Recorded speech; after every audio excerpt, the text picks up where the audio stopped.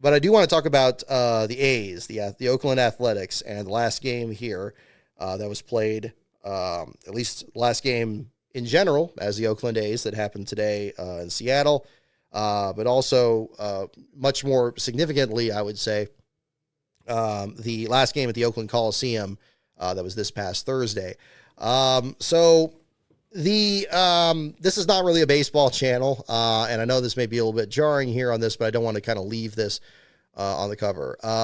So first thing I want to say about this is that I will have a video coming up that's going to involve some footage that I collected from that Thursday, and we'll be posting that up on maybe not. I'll be posting it up on YouTube here in a bit. I'm just in the process of editing, and I'm actually got to record a couple scripts here after the show tonight, so that'll be one thing they'll be working on. But to kind of give a teaser of it, I kind of want to talk a little bit about just kind of how that weekend went, or that day went, rather. I'm kind of looking at some other, I want to kind of look at some pictures here in the meantime, and some of these will be brought up here at the same time. So I brought my hat out that I was wearing that day here. I picked this one up a while back. This is when they did the Big League Chew series. That's what the pin was there on the top. It's got kind of like a little gum package thing here.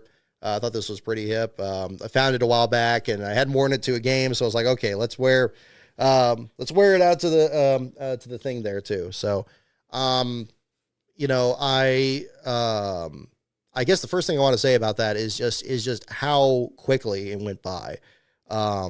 There was just no time to really, you know, kind of take in. You tried your best to kind of take in what was going on there at the stadium and so forth. But it was just over so quick. And I've had that experience at the racetrack before, especially going into the garage area after the race. Like, you just realize, like, wow, how quick that race went by, and everybody's already loading up and heading out. But obviously, you know, the team venue dynamic is so different in baseball versus racing in that case there. You know, I'd grown up going to games at the Oakland Coliseum. I've always said that I've never had a negative experience there. I know a lot of people talk about, oh, the stadium's old and it's falling apart and the toilet's back up and it's this and it's that. And I hear this from so many people, and I wonder what percentage of them have actually been there, that have actually interacted with the fans out there. And I would firmly believe that that the number is pretty high that have not been there. So, you know, I grew up in San Leandro, which used to be, used to be, it still is, just kind of down the street. It's like the next couple exits up from the Coliseum. I actually drove by there on the way back out. You know, we were close enough. You could see the fireworks going off above the stadium and everything.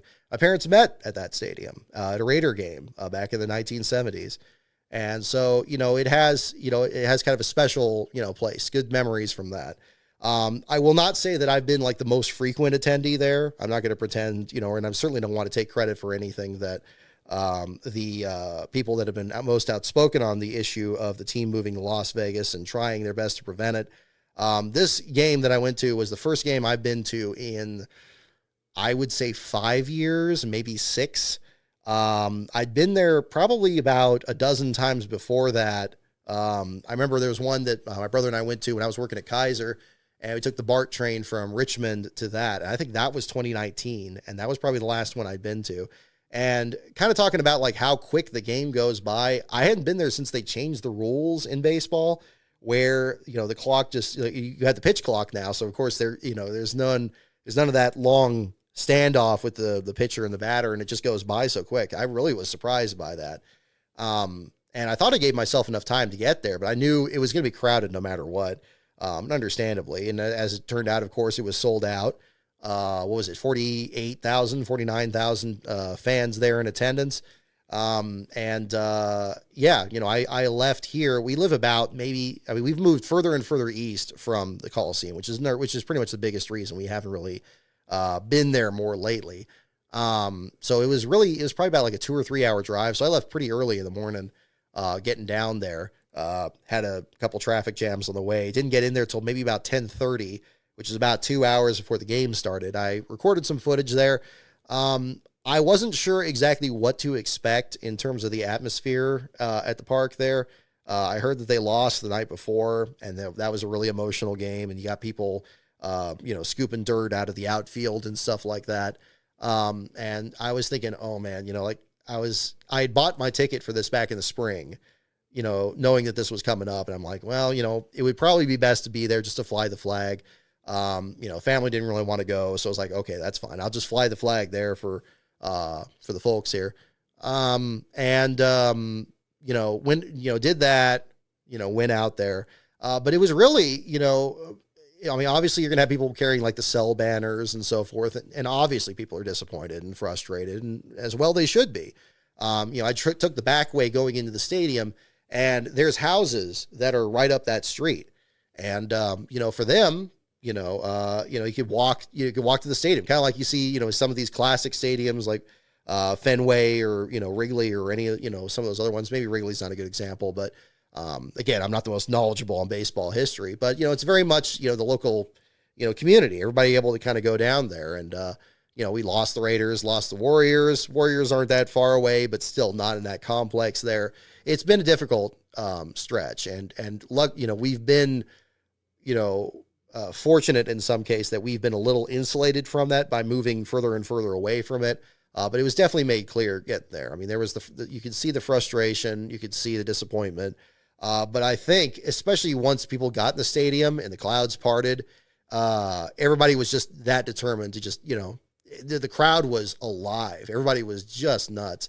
And you'll see a lot of videos of this that people have already posted. Mine's going to be the Johnny Come Lately on this here, because Adam the Woo was there. A lot of other people on YouTube and so forth. A lot of people with cameras out and filming footage and everything and doing their thing.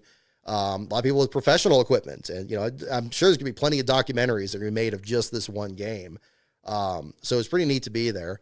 And that was pretty cool to see. So I was down over in I guess right field, like towards the first baseline, section 111. So I was kind of like past the Rangers dugout there. And so I was pretty near where, after the game, you had people that were kind of pulling seats out. That was kind of happening the next row over. Some people threw some smoke bombs on the field there in the last couple of innings. It did get a little hairy in the last 3 innings. But it seemed like, the mood was definitely, it was a celebration, I think, in a lot of ways. Certainly after the game was over with and it got I think there was probably, when the game wrapped up, and thank God they won, because that was really exciting. They played great out there, and good for them for staying out there. The speech that the manager gave was tremendous. That was good. But I mean, certainly the part I was dreading the most was what was going to happen after. And it was really hard to really kind of tell what that was going to be like. But certainly I think maybe there was the speech that the manager gave. The team kind of filed out. They had security really strict. Like everybody was like, they had like guys staged maybe about 6 feet apart up both baselines, and they were just watching everybody like a hawk. So like, nobody was going to get out of there with like a seat or anything. I saw one guy get out with like a cup holder at one point. They smacked off one of the seats there. But I was perfectly willing to just take a picture of mine and just work my way out of there. I wanted to kind of take that in a bit, but I'd say maybe about a quarter to maybe a third of the crowd kind of dispersed. I'd say within like the first 15 minutes or so after, the speech was done, and basically, they were authenticating home plate and all that stuff like that was happening there. And then it got so quiet at that point. And I kind of walked through that for a bit. But it was pretty rough. It was pretty rough, I got to say, and understandably. And so I headed out at that point. So, emotional day, rough deal there. It didn't set in at that day, but it did kind of the next day, for sure. So, not the biggest tragedy in the world, certainly with what else is going on in in the country today. Especially with what's happening back east. It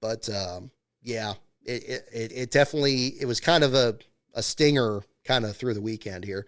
So I got some stuff to show here in a little bit. I'm going to kind of take a moment here. We'll go into that. We'll do some trivia, and we'll wrap up the show here in a little bit. So stay tuned, folks.